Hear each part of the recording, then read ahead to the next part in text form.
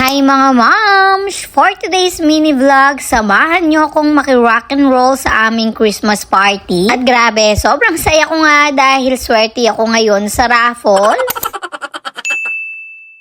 Nagme-makeup na ako dyan, medyo kinapalan ko na dahil rockstar ang team ng aming Christmas party ngayon. Buti na nga lang meron ako mga nakatagong boots, leather jacket at leather skirt dito sa aking closet. At etong pinaglumaan na fishnet stocking ni Milan. At ayan, ready na si moms na makipag rock and roll. At habang nag-outfit check ako dyan, hinihintay ko si daddy dahil nagbibihis din siya. Opak, ayan, akala mo talaga singer ako ng banda. Nuko, sana hindi ako pawisin mamaya dito sa mga suot ko. At ayan na nga si Sir Principal. O, diba? Naka-leather jacket din siya. Pero syempre, buwisit na naman yan dahil gusto niya nang umalis. Pero ako, nagva-vlog pa. At pinag-tiktok ko din siya. Kaya naman, ayan, buwisit na siya. Pero kahit buwisit, magdo-drive pa rin niya. Syempre, no choice. Charing. Ngayon gaganapin ang Christmas party ng mga teachers sa aming district. Hindi muna namin sinama si Milan at iniwan muna namin siya. Pero parang kasama ko yata siya.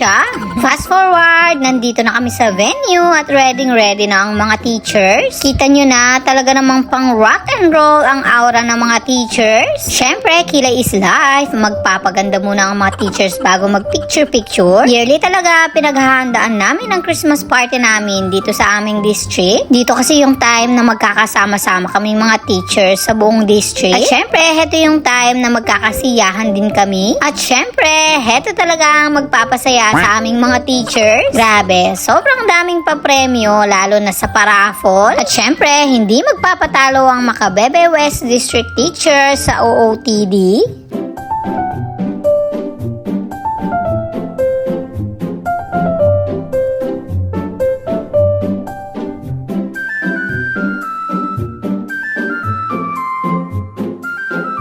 At syempre, hindi kami magpapahuli ng aking magandang mother-in-law. At syempre, hindi rin magpapahuli ang moms ninyo. Ayan na nga ba si Heart? Heart attack? Charing. Si daddy kasi yung nag-video dyan. Pinaikot-ikot pa ako. At syempre, kaming dalawa ni Sir Principal. Akala ko nga si Raver Cruz ang kasama ko. Charing. Di ko nga alam kung ano yung binubulong niya sa akin dyan. Nuko, ano kaya yun? At heto na nga, nag-start na yung kanya-kanyang performance na mga teachers. Aba, talaga namang bigay na bigay ang mga teachers at mga principals. At syempre, hindi magpapuhuli ang moms.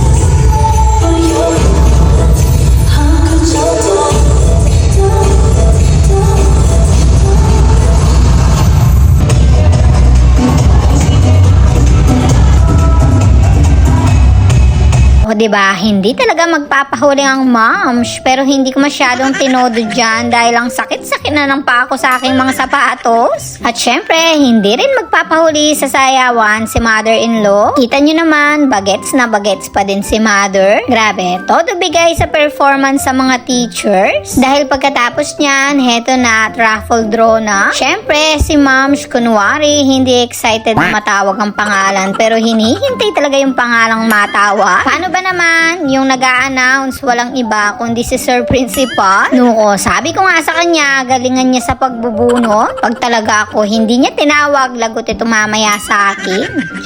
Charing lang. Syempre hindi si daddy yung bubunot, baka akala naman ninyo. Pero swerte pa rin ang moms dahil nabunot yung aking pangalan. Last year naman wala akong nakuha, kaya naman sobrang saya ko dahil swerte ako ngayon. Pero syempre hindi natin to iuwi. Papamagay din natin ito mga mom. Merry Christmas mga moms! O siya, hanggang dyan na lang. Thank you so much for watching.